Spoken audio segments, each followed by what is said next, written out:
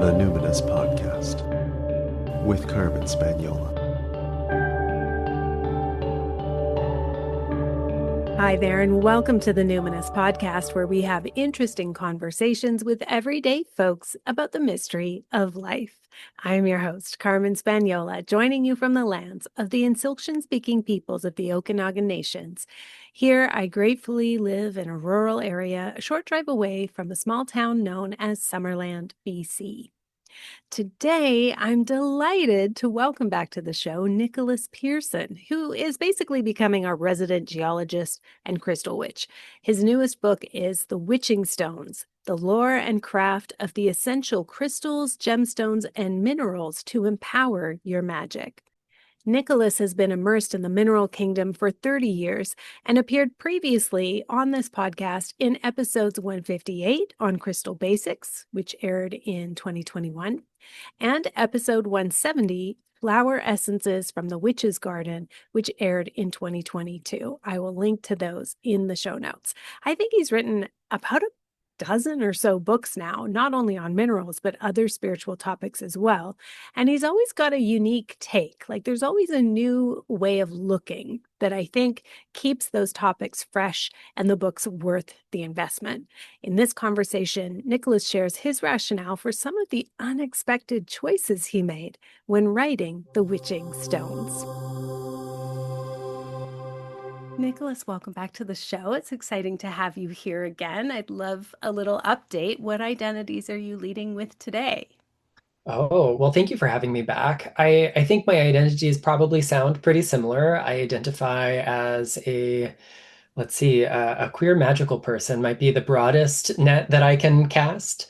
Whether that's witch or occultist or healer or mystic, it's kind of all those things. These days, I also do, I have like a weird life transition we were just chatting about. I work for a university doing earth science and collections management. So I'm whether I have the paperwork or not certifying me as such, I'm now involved in earth science for real. And that's part of my current identity. So we might say museum collections technician, we might say trial by fire geologist. I think both of these things are true at present moment. It's a lot of triage work, but it's really exciting to get to do this kind of thing. And probably since our last chat, really my identity as a musician has kind of circled back around, and I'm making a lot of music these days, and it is a tool in a lot of ways for my well-being, my sense of community and belonging,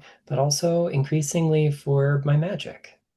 Oh, that's amazing. I love that the way you came to have this sort of academia adjacent kind of job as a magical queer person. It just sounds like magic. It sounds like you manifested it. I don't even usually say that word, like I don't want to sound too top level. You put so many hours and hours and so much research. You've earned that position.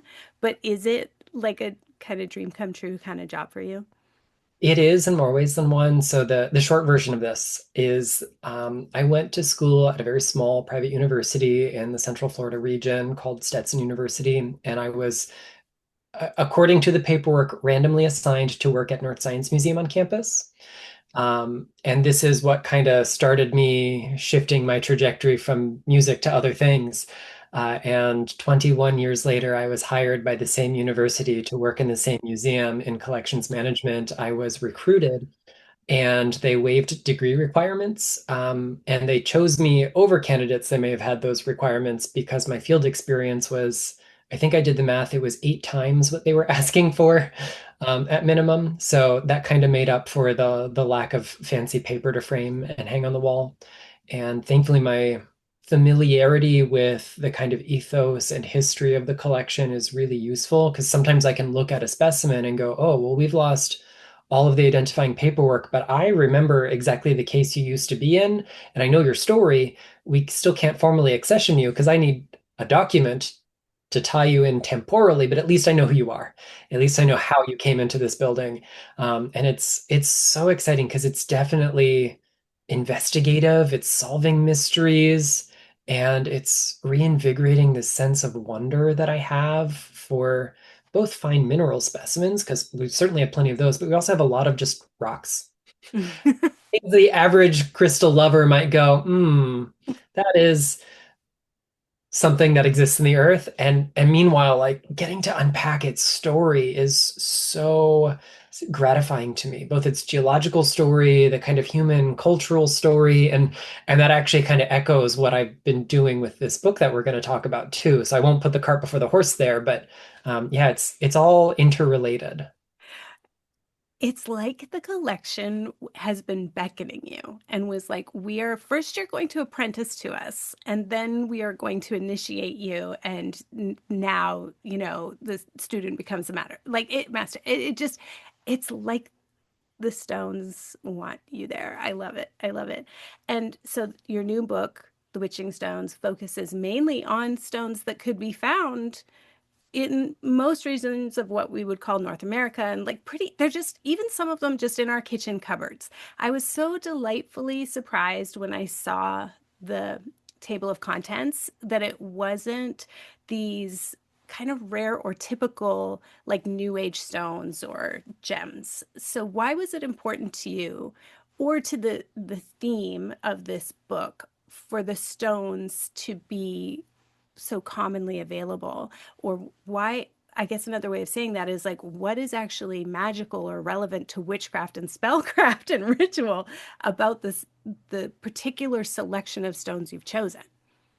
Yeah, thank you for noticing that first and foremost. As I was kind of coming up with the book, I was worried that a lot of the folklore and selection of stones skewed Western Europe, because I love that folklore. I love that region. I love the magic of, I collect stones from Great Britain in particular. I have a mineral collection of just that region, is one of my specializations. So I wanted to make sure it translated to other places. But the truth is the stones that I've chosen are pretty common everywhere. With a couple exceptions, of course. There are some more precious gems like moonstone and emerald that don't occur everywhere, but we know them culturally. They've been brought everywhere, and so we recognize them, and that was also kind of an important thing. So, as far as how I chose the stones or what rubric there was, it kind of comes back to this concept we see fleshed out in medieval texts called lapidaries. A lapidary is like a bestiary or an herbiary. It is a kind of an encyclopedia of a particular topic. And in this case, the topic is stones, from lapis, meaning stone. And there is a really important dichotomy that we find in these lapidaries, and it's a very simple one. Stones are either precious or they're not. But what defines them as being precious isn't necessarily their economic value or their classical kind of mutually agreed upon consensus reality kind of beauty. I think every rock is beautiful within reason, but I get that not everyone has those eyes to see that. Um, and what drives the preciousness of a stone from this perspective is whether or not it conveys a quality, an agency. We might describe it in terms of energy or effect, but classically these are called virtutes, Latin for virtues, or virtus in the singular. And whether or not a stone had any kind of agency, whether it looked like ugly piece of soil or a precious diamond, was what drove its kind of social and cultural and sometimes linguistic, as well as magical and spiritual values, this presence of virtues. And my my stance is if you look hard enough, every stone offers some kind of agency, some lesson, some wisdom, has some spark within it. So secretly, using that as the kind of leverage point, um, I wanted to, say, re-enchant the world around us. And it's really easy to do that with a piece of amethyst. It's super easy if you've got this beautiful, complex crystal group of calcites, or with, rich red ruby or bright blue sapphire. It's harder to do that with a lump of flint or chalk or slate. But if we find the magic in those humble stones, it's very, very easy to see it in everything else. And then we start to hold space for the magic of the land all around us. sure, I'm talking about flint and it might not occur in someone's georegion, but if you can find the magic in flint, you can find the magic in basalt or granite or limestone or whatever you do have on hand. So in some ways, these are discrete substances, discrete categories of witching stones that have huge bodies of lore. That was also important. Can we look to the historical record and find inspiration? But also, they're examples of how to re-enchant the kind of geological world all around us. I love that you're talking about re-enchanting the world around us because literally when I saw flint was the first stone, I giggled. Like I was like, "What?" And I just it set the tone for the whole rest of the book and I was like kind of skipping through.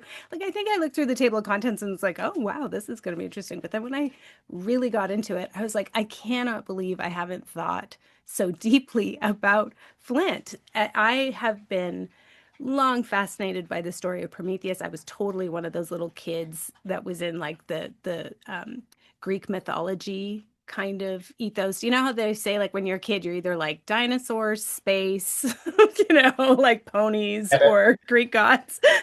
Yeah, or all of them. So I was or Egyptology, that's another one. I was a Greek gods kind of kid. Love the story of Prometheus. I honestly have never thought that much about flint. And when you open with like the lore of how long humans have been mining it, I was like, okay, this is this book is this is a book for serious people, but it's so delightful. So can you share with us some of the geological like information and mythic lore about flint? Oh, this is a big thing that I'm going to try to distill. I once taught a 2.5 hour class only about flint. I promise not to subject that to you now. But let's start with some common folklore that I think maybe some magically minded folks might have encountered already. We associate flint as being, rather protective. I've got a chunk here from south of England, and it's got these nice sharp edges owed to its conchoidal fracture. The way it flakes and breaks apart yields sharp edges, and humans have used that for a really long time to physically defend, to hunt, for agriculture, for all kinds of things. But that sharp edge is important in like the earliest industry to ever exist. And then we also can associate that with symbolic things. Our kind of magical, spiritual, psychic self defense comes alongside its material use. That is really well exemplified in the body of lore around objects that are poetically referred to as elf shot and thunderstones, which are usually lithics, flint, but maybe also other stone materials that are kind of lost to the earth and rediscovered, and then a new history is invented for them. It's painfully obvious that ancient flint arrowheads were made by human beings, but we seem to, across the world, suffer from this cultural amnesia where, oh, look at this magical object we found in the earth. It must have a supernatural origin. And belief in the power and mythic origins of these things coming from the fair folk or other kind of, we'll say, supernaturally or preternatural beings persisted pretty far into the 20th century in many communities. And we find analogs in parts outside of our kind of so-called Western world. You find similar uses in Borneo and Japan and in Central and South America as well for these kind of rediscovered lithic tools. So I find that really magical where we think of them as protecting against this kind of otherworldly influence. We might wear them or carry them against baneful magic or the things that go bump in the night, whether they're in the material reality or not so much. Bearing that in mind, part of this association with protection, this kind of guardian quality that flint has, might be all the way, like, it might be rooted all the way back in how humans have recovered flint, have mined for flint since the beginning. It's associated with liminal spaces because people would descend into very, very deep mines, given that they were mining with things like stone tools and deer bones, um, not sophisticated hydraulic equipment, sophisticated, but not modern hydraulic equipment. So that's an important distinction to make.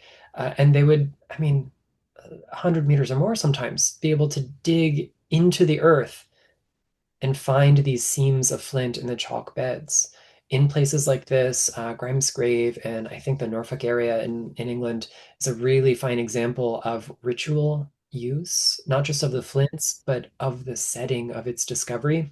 It is easier to collect flint pebbles and cobbles on the surface. And in places like that, it is abundant at the surface, but either ascending to peaks or descending into the depths were places of ritual activity, Mm, magical loci.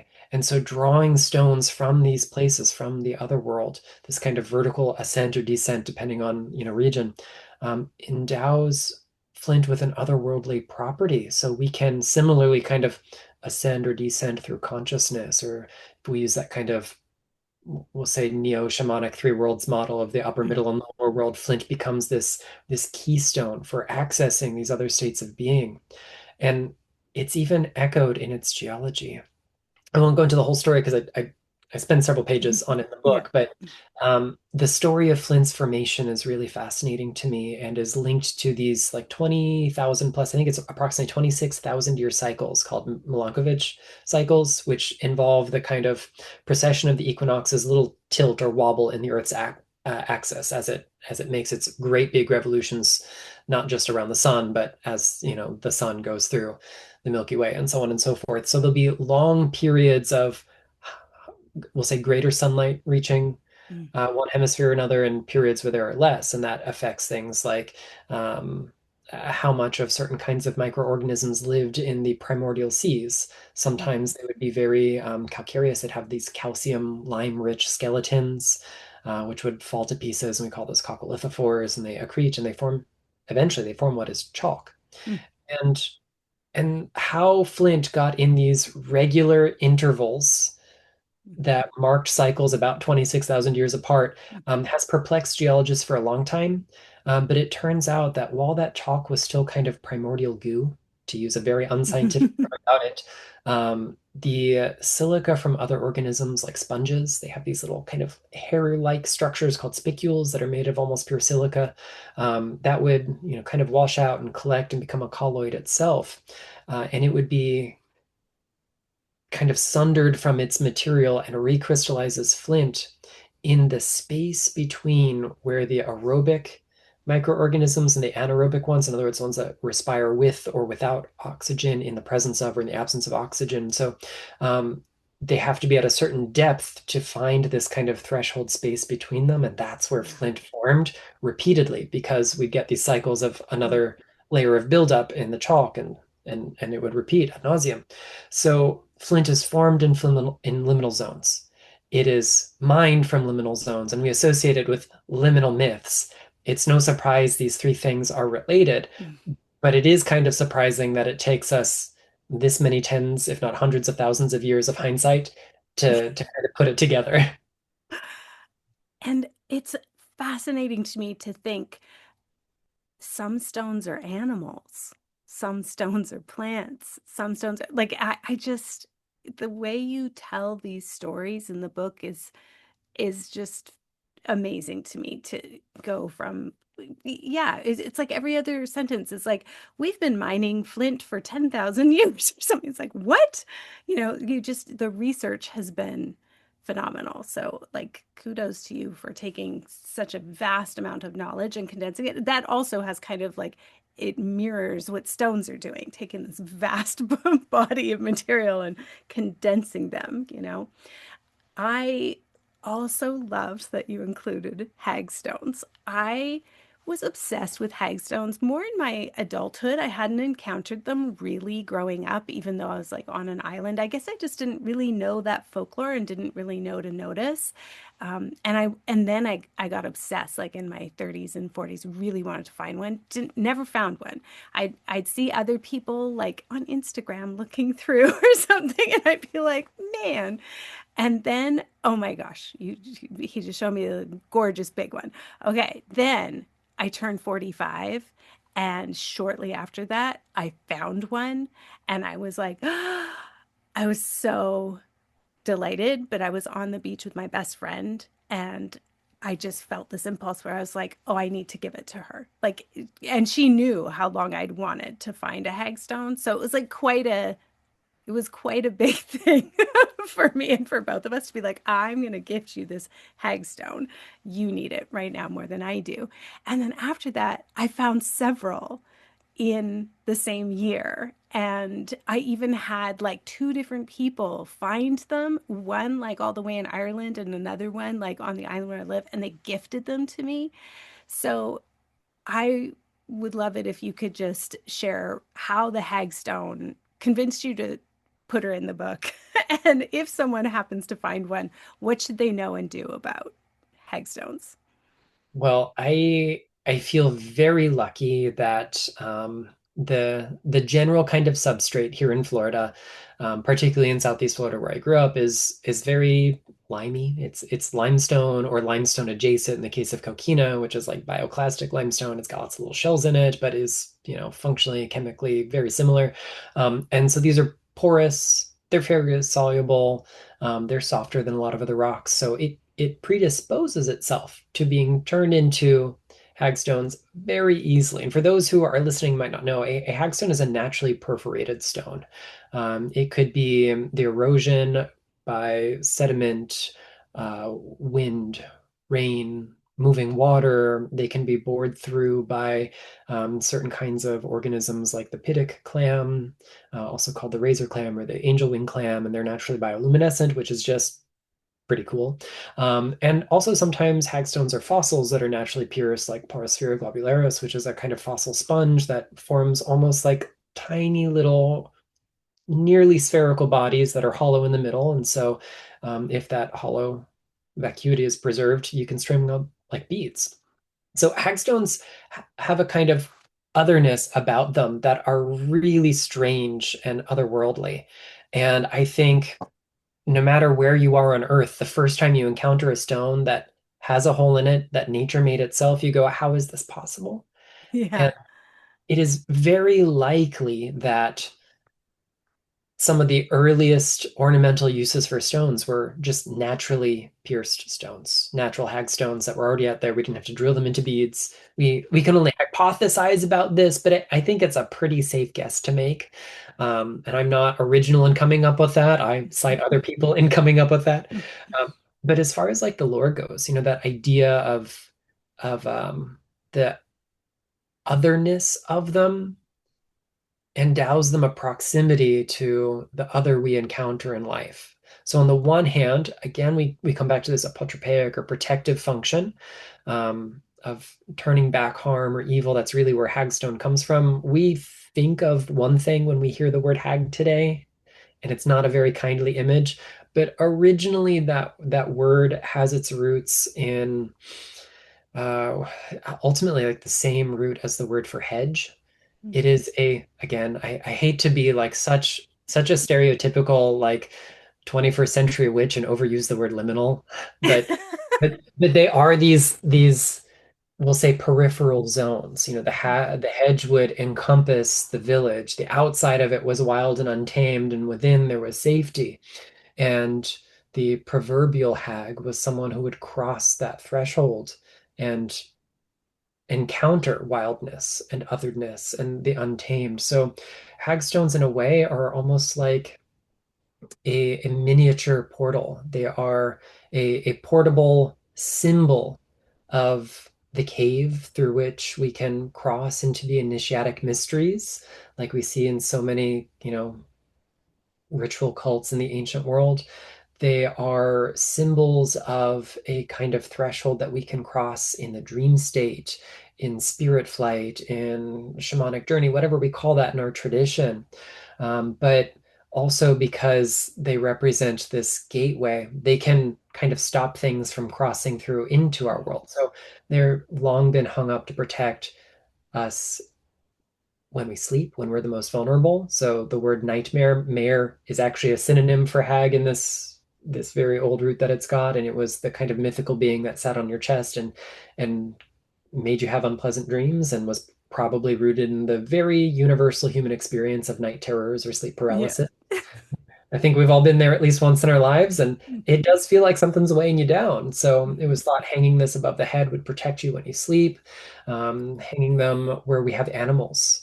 where we have crops, placing them just in the home in general. There are a few finds that I know of in Great Britain where like bunches of them, almost like a bunch of grapes, would be strung up and they might be placed over the mantelpiece, sometimes inside the chimney place, or over the dining room table. And they might not only symbolize protection, but abundance because you bring lots of them together and it would show you had this safe, happy, healthy, prosperous home.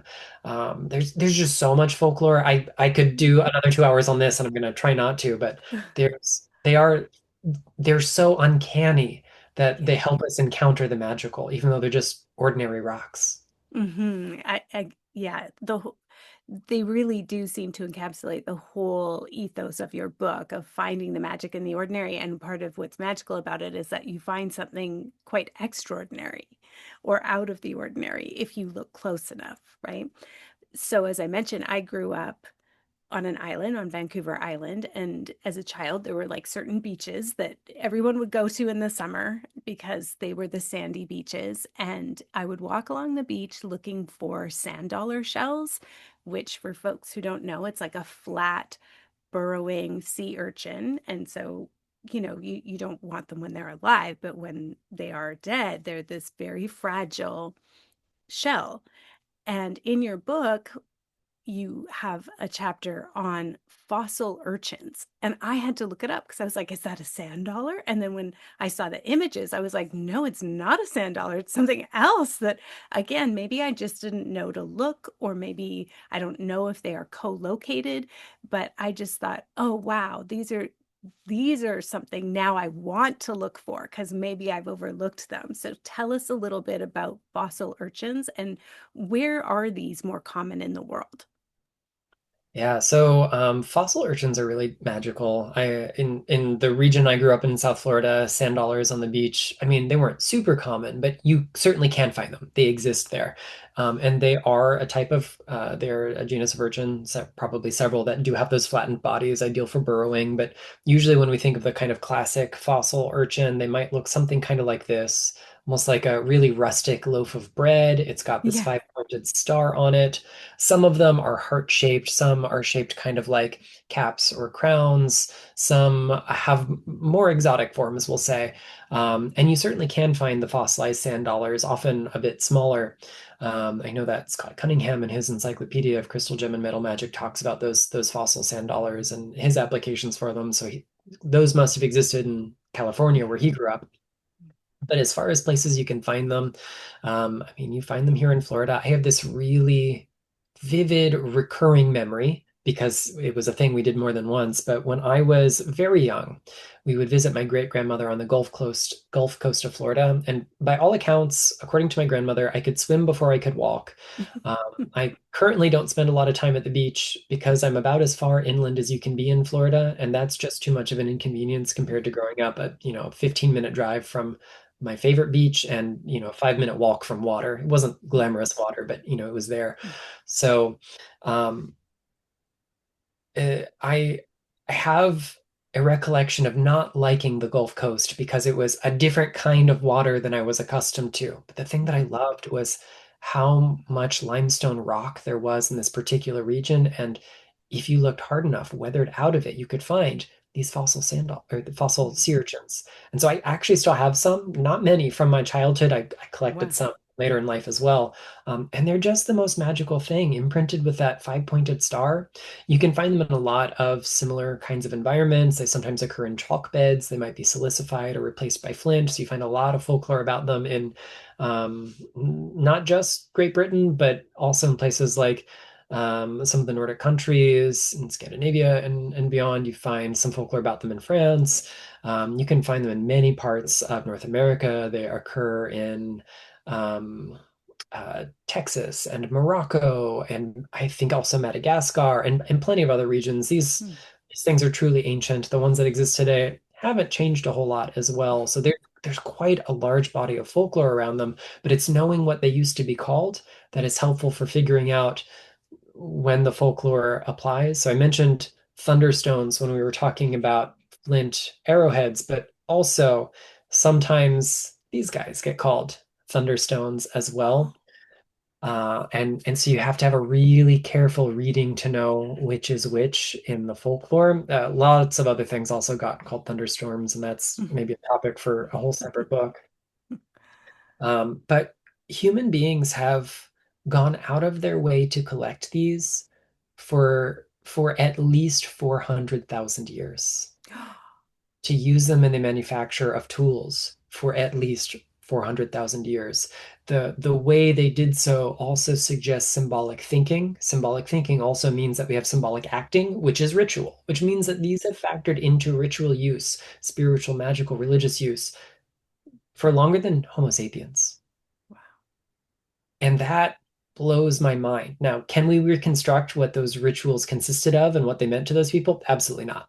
And I'm certainly not trying to in the book. Instead, I'm relying on what we have in written records far more recently in human history. But there is, something about this five-pointed star that can mean a lot of things to us. It can suggest, of course, the stars in the sky. And these were sometimes known as asteroites or asteroides, starstone, because they are marked with a star. They probably also symbolize humanity with our Yeah. head and our four limbs. Yeah. And that is a kind of recurring motif. There's this brilliant, I believe he's a paleontologist by training, but he writes a lot in not just the paleontology field, but geology in general. He's one of my favorite authors. He writes for like popular audiences with trade publishers rather than academic ones. His name is Ken McNamara, and my introduction to his work was a book that he wrote entirely about fossil urchins called The Star-Crossed Stone. And he begins with this Acheulean hand axe in a museum, a tiny museum in England, and it, the estimate on this age is upwards of almost 500,000 years old. 450,000 is the upper limit of the estimate. It might be 100,000 years younger than that, but we don't really know. And then he traces the use of these across so many sectors of human culture and history and so many different regions. And they have the most charming nicknames, things like fairy crowns and shepherd loaves and bishop's knees. And these often reflect some of their folklore. We would find them in places like lined up on the hearth or in the kitchen someplace, places where we might bake bread to ensure that our bread always rises and the fairies don't interfere, or to ensure that there was always bread in the household. We find them on windowsills and in other places as a kind of general ward. But we also find them entombed with very, very ancient humans and we'll say hominids, like pre-Homo sapiens humans. And sometimes even the shape of their burials are these kind of tumulus, this kind of dome shape that echoes these artifacts. And it might be the kind of blending together of several motifs, the stars, the celestial sphere. Maybe that's where they thought we went. The underworld, because you're being buried in the earth, and maybe that's where the ancestors went. Maybe that's where you were going. The shape of that, the shape of humanity. Like when we blend all these things together, we see that they kind of represent a synthesis of all the different parts of us. We're humbled because we're made of the earth. We're embodied like the stars are. We are inextricably linked to the cosmos. And we have these really boring human needs, like being homed and clothed and fed. And these stones kind of touch all of those disparate parts of us and kind of bring them together. So there's so much folklore. If someone wrote an entire book about it, you can Yeah. imagine how hard it was to distill that into one chapter, and to also not just cite one person whose work I love. So I had to like really go outside my comfort zone and find some other stuff to back that up. And it was such a joy to see that my childhood fascination for a weird rock is a very human thing. And I'm not special in that regards, which is also kind of special, right? That I can Yeah. just tap into something bigger than me. I gasped. This particular chapter was it, it was so mind-boggling. And as you say, when you experience the awe in something so ordinary, you feel that enfoldment into the larger self, but also you have that simultaneous big and small experience of like, oh, I'm just one in a line of literally millions of hominids of like that have been like, ooh, cool rock. and then kept it since childhood or put it on the hearth, that there's something about it. And yet at the same time, the vastness of that is just, it's so enchanting. It's so enchanting. I just loved it. So let's talk about the book takes a little bit of a turn in this one when we talk about the ore and alchemy of lead. Would you describe lead as, like, again, I was surprised. I was like, lead, how does this fit? I didn't, I think of more like metallurgy. Anyway, you'll explain it to us, but would you say that it's true that our initial impulse is like, oh, that's mainly for malefic purposes and baneful magic? Like, how could we, why did you include it? It seems a little dangerous. And how can we work with it safely from a physical and a spiritual perspective? Yeah, so the inclusion of lead was also one of those things where when I was kind of dreaming up the idea for this book, I just knew it was going in. I didn't know if it was going to be the only metal. I thought maybe there'd be a chapter on metals in general, and like that doesn't really fit the brief. We might chat about one of the two for one specials later in a later chapter of the book, but it there's just so much connection between humanity and lead. The birth of metalworking, of metallurgy, of metallic tools is tied to the discovery of lead in the very, very ancient world. And I think we have to maybe call back to something I omitted when we were talking about flint. I think you prompted me really well for this, and I went in a different direction with the lore. This idea of Prometheus stealing fire from the gods from Mount Olympus to gift to humankind changes the course of human history. When we use something like flint, we've got evidence probably it's not super definitive, but I think it's convincing. We've got evidence of Neanderthals taking iron ores like pyrite against flint and starting fires. And then fire is not a happy accident that happens when it happens in nature. We get to control it, we get to use it.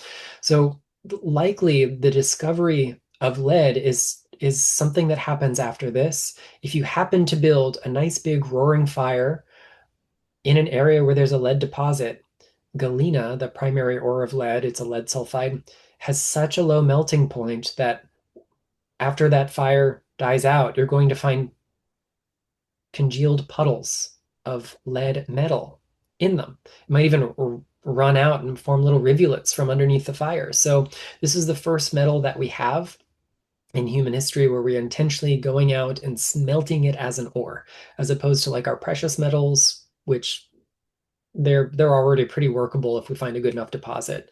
Our gold, our silver, and so on and so forth.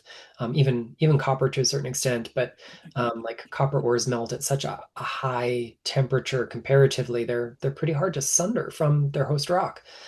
So lead changes human history. Lead is tied to this kind of Promethean concept of fire. We know today that you can do a lot of bad things with lead unintentionally.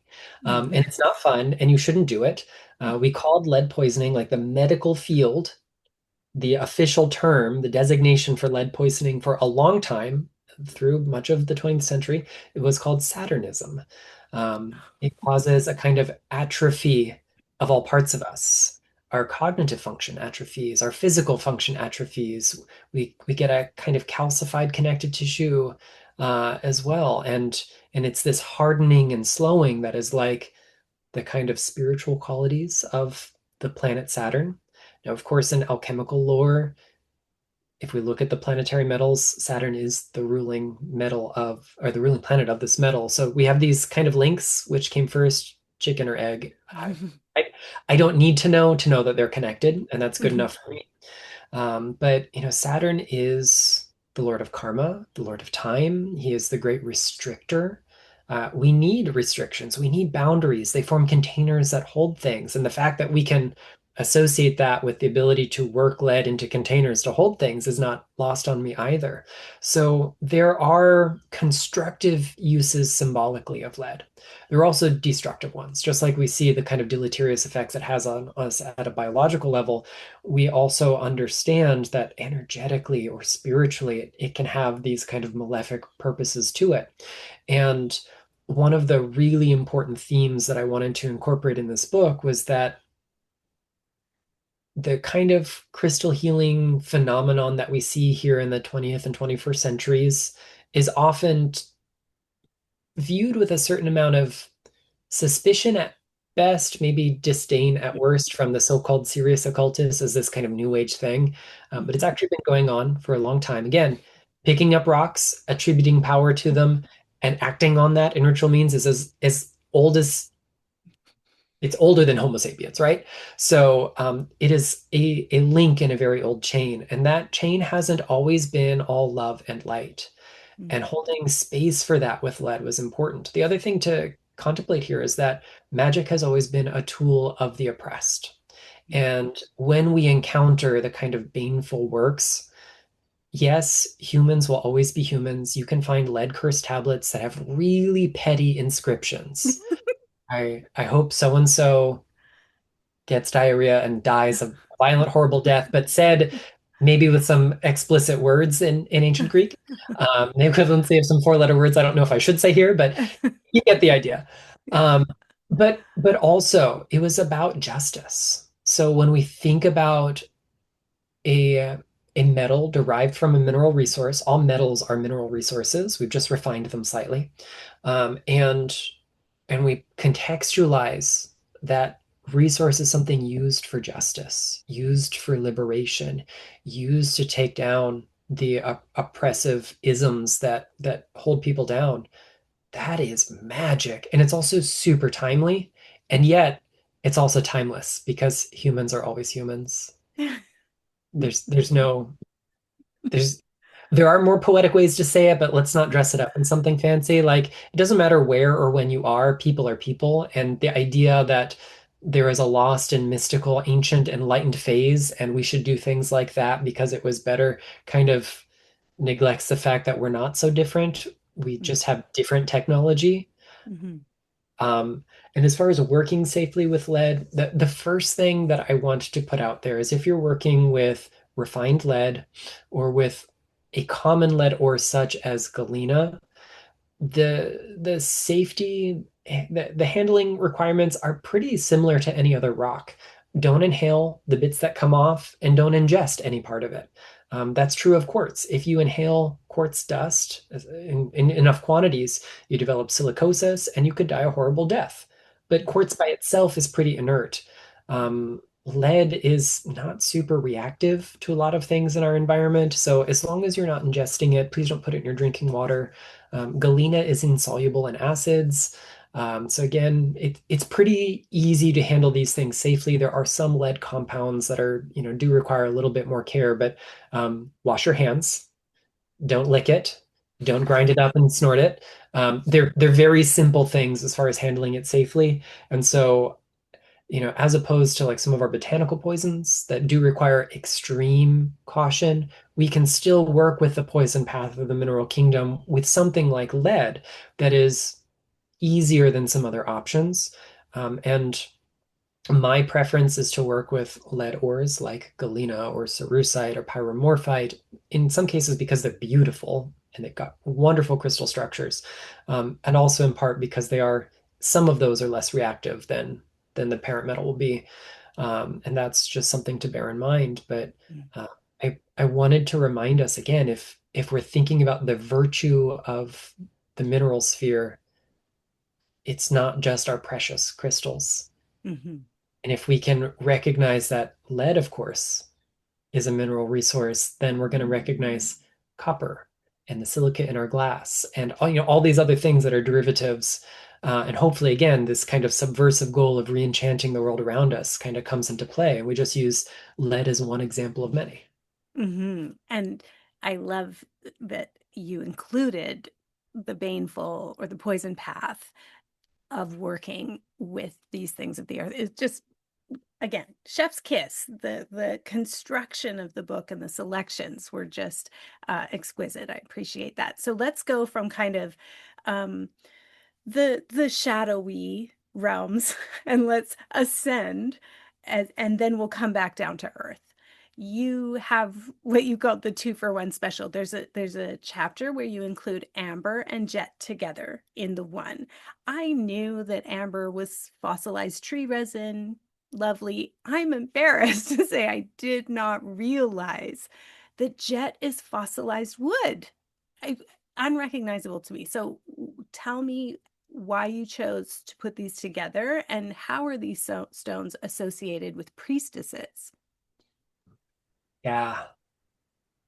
So this was another one of those things where, like, when I was dreaming up the book, I knew I wanted both Amber and Jet in there because they're pretty darn witchy, in more ways than one.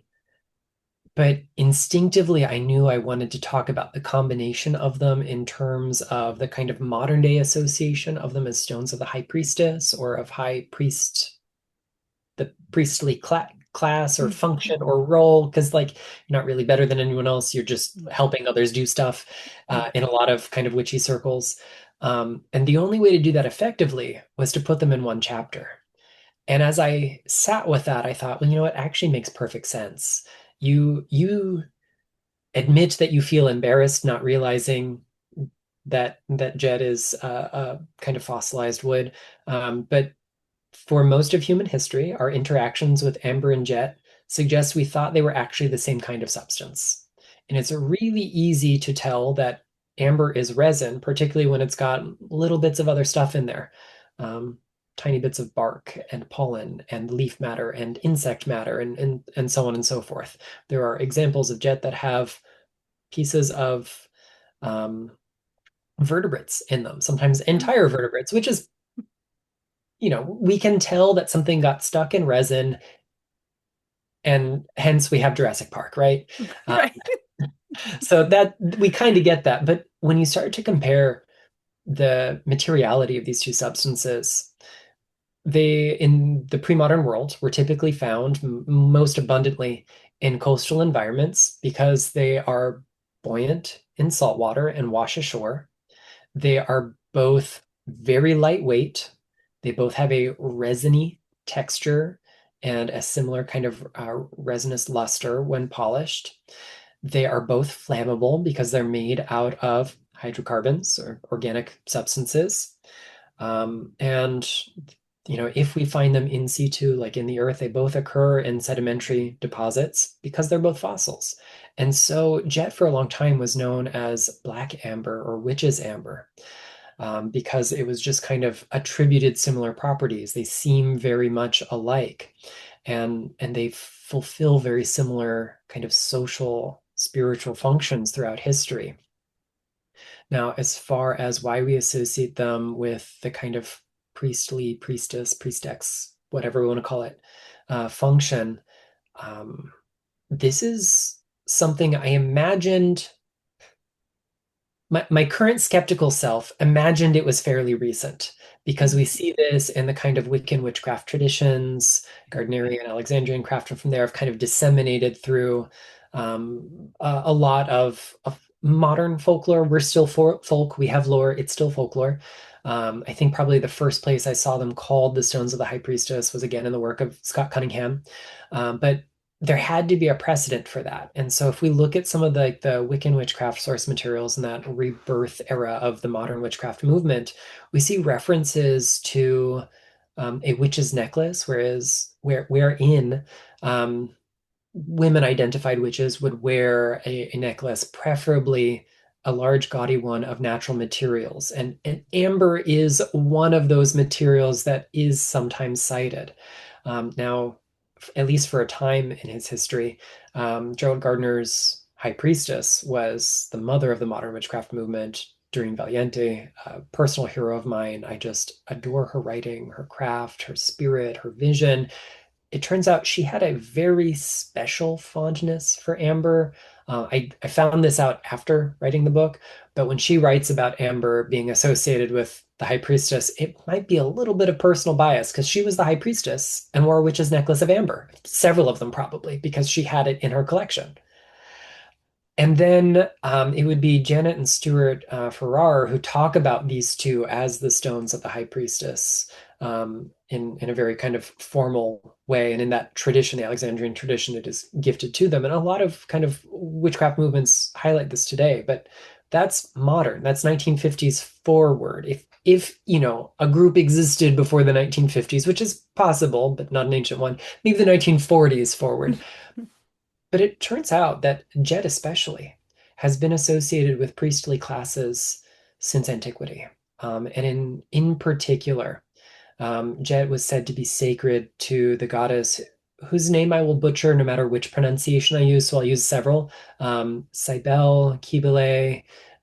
She is, among other things, an earth goddess, older than the Olympian gods.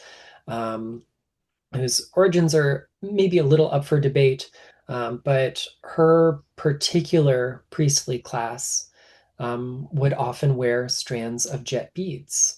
And her priestly class also were identified as third gender. So these were, maybe people assigned male at birth who would enter this third gender through a kind of gruesome rite. We can use our imaginations. We know what's happening.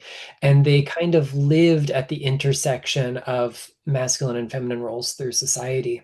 And there is a magnificent Roman era burial in the Whitby area, which is the primary source of jet in the ancient world. Whitby jet in Yorkshire in England is distributed through the far reaches of the Roman Empire into Austria, into Germany, into the Mediterranean, even though it's one tiny little beach where it comes from.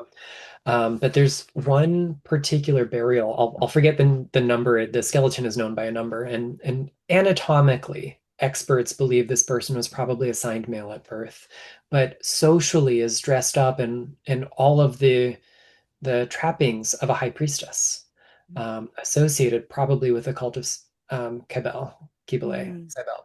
Take your pick. I don't really know. Um, and what's fascinating here is that they were also interred with like very high class kinds of objects. This kind of jet jewelry was reserved for people with a lot of social agency, a lot of social mobility, and yet they were buried on the outskirts of this cemetery, suggesting they weren't part of the fabric of normal, you know, that kind of sanitized society. So they were, again, inherently othered. And probably this was one of those kind of third gender priestly individuals associated with Jet. So, Jet has an ancient connection to queer identities. Of course, I'm interpreting this through a modern lens. I understand the bias and the implications of that, but also queer and trans people have always existed. And we see that in the kinds of people who wore Jet, at least in some cultures. And that is really powerful to me as a queer person living today, where we are being actively victimized and villainized and othered at an unprecedented rate, which is yielding more violence and discrimination against my community than certainly ever in my living history. But I also recognize like that's not very long.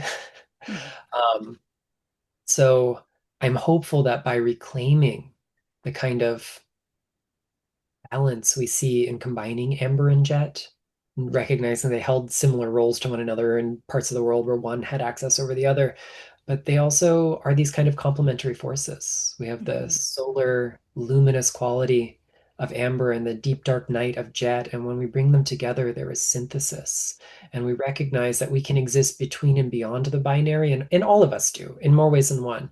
You asked me which identities I lead with, and I came up with what I thought was a short list, but there are more. I wear more hats.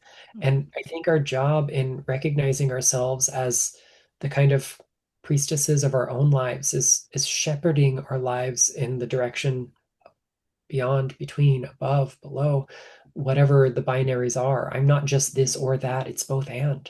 And there's a magic in that synthesis that these stones seem to embody, and also in their otherness, because they're not truly stones, they're organic substances that are part of the geological record. Okay, I'm just absolutely effervescent with everything that you're saying about these two. I want to bring us, as we move to close, though, to something that really exemplifies what you're saying about enchanting the ordinary. And this is our workaday kitchen cupboard stone, salt. And I would say salt is the number one most commonly used item, period, in my witch apothecary. I use it for everything.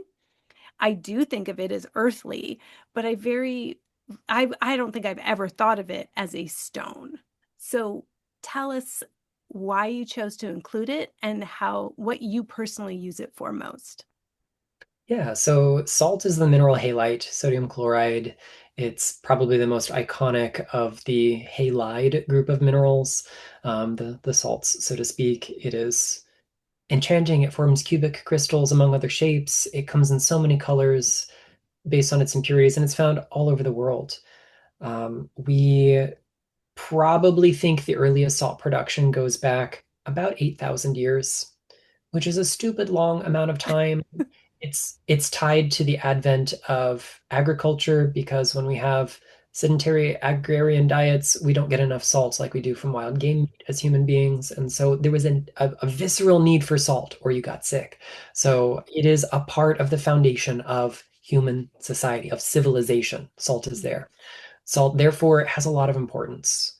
It's connected to things like money and wealth, protection, preservation, healing. We cure foods with salt. We cure them of their ability to cause disease, and therefore it's also used in healing magic. It's something that helps us prepare for the future by preserving things. It's so magical, and it is also alchemical. You know, it is something that most, we'll say most accidentally is collected at the intersection of land and sea in those tidal zones where we can get shallow pools of salt water that evaporate and leave behind these brilliant crystals that we can collect and use. And so of the witching stones, it's also the only one you can ingest as long as it is food grade. Please don't just go buy a halite specimen and lick it. You don't know what could be in there. It could be hazardous. Um, but it is such an abundant resource, and it is part of every cell of our body. It is in probably every meal, even if only nominally. It is part of us. Mm. And to see magic in salt is to see magic in us, is to see magic in the land, is to see magic in ordinary life. And the witching stones are ordinary stones. They are also precious stones. They are clay, they are diamonds, and everything in between. And so including salt was really important because we already use it and take it for granted, but it is such a profound ally. Like, I don't even want to call it ingredient. Like, Mhm. there's a wisdom in salt that has shaped human culture for at least 8,000 years. And that's pretty marvelous to me.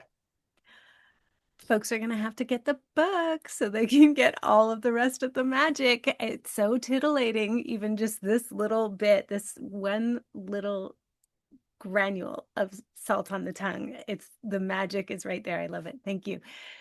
So, since you've been on the show before, we're going to ask you a different closing question. How and where are you finding joy and pleasure these days, Nicholas?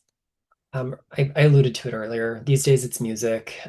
If there's a video version of this, you might spot a very old, funny-looking horn behind me. I've been over the last couple of years studying historically informed horn performance, so studying the ancestors of the modern French horn, because I can't do anything the easy way, and that's where I've been getting so much joy and so much pleasure and such a sense of community and belonging, and simultaneously also bringing the kind of um, social justice and activist lens to that by performing with pride organizations, International Pride Orchestra and my local Pride band, and making sure that there are spaces for women and brown people and indigenous folks and queer people and non-binary people in the arts is really important to me as well. So that is a place where I feel like I have untapped potential because I kind of bottled it up for almost 18 years.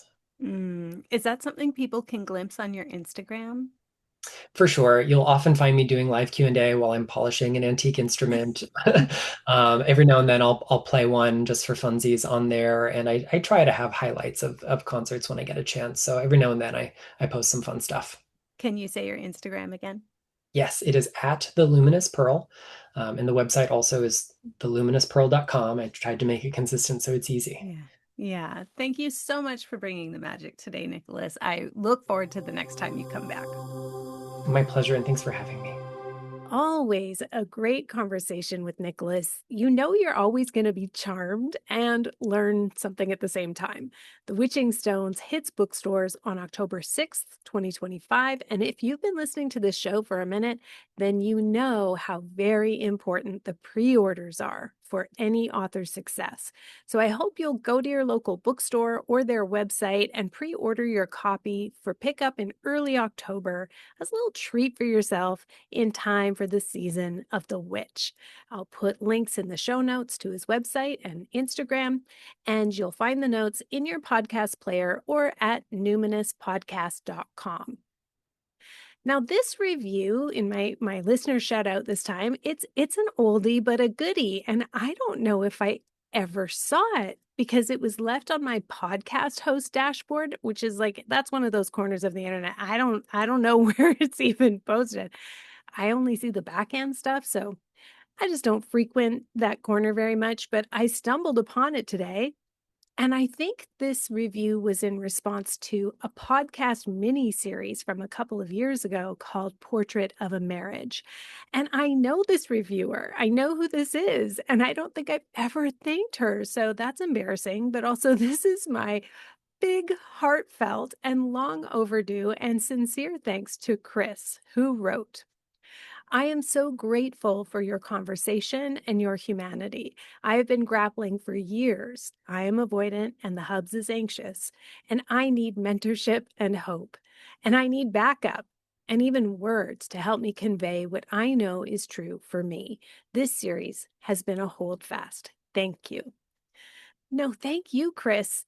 You took the time to share and to write, and I don't know if I ever saw it, but now actually, now that I'm reading it out, maybe I did read it 2 years ago.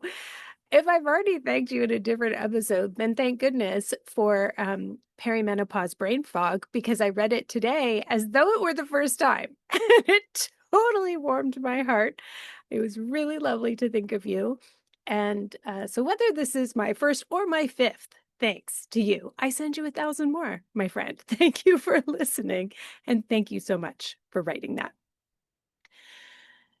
You know, it's been a while since I put a call out for podcast reviews. And I think since it's my 50th birthday in like about a month here, and I'm not able, for lots of reasons, to have a big shindig this year, if you would like to send some goodness my way, I couldn't be more delighted than if you left me a nice podcast review in whatever podcast player you use. Book reviews are also very good. But since you're here, since you're a listener, you're listening to this somehow through some podcast player, I think, or maybe it's on like YouTube or something. Again, the internet, uh, the connected internet is like, I'm not very good at that. I'm very siloed. So anyway, you're here, you're a listener. If you like my podcast at any time over the past decade, let me know. I would love to hear it. I'm sure you can just hunt and peck in your podcast player or wherever you are. They usually make it pretty obvious, right? And, leaving a review, ideally with words, makes a big difference. So reviews make a big difference, but also reviews with words make an even bigger difference because they actually help the algorithm prioritize my show's quote unquote discoverability, if that even still exists these days. Anyway, thank you in advance for doing that. And to anyone who's ever taken the time to do that, I sincerely appreciate it. I'm so grateful for people who write reviews on anything, on like clothing reviews, on, pet food reviews. People are so generous with their time and their experience. So I do genuinely. I really appreciate it. I sincerely appreciate it. And I'm a real person who among us doesn't like getting good reviews. So if you want to give me a good review, I'd be totally, totally thrilled with that and so grateful. And if you're interested in spending time with other generous, nice people, good-hearted, like-minded people, you should come hang out with us in the Numinous Network. A lot of people lately in there are really into my gut-directed hypnotherapy program. It's a 5-week self-hypnosis program, included with your network membership. And people are raving about it. Yes, for DGBIs, disorders of the gut-brain interaction, but also just for like sleep, for perimenopause symptoms, for anxiety reduction. It's like a tonic for the nervous system. And you can get it immediately as soon as you sign up. Start today. So you can learn more about the Numinous Network at carmenspagnola.com. CarmenSpagnola. Until next time, take care.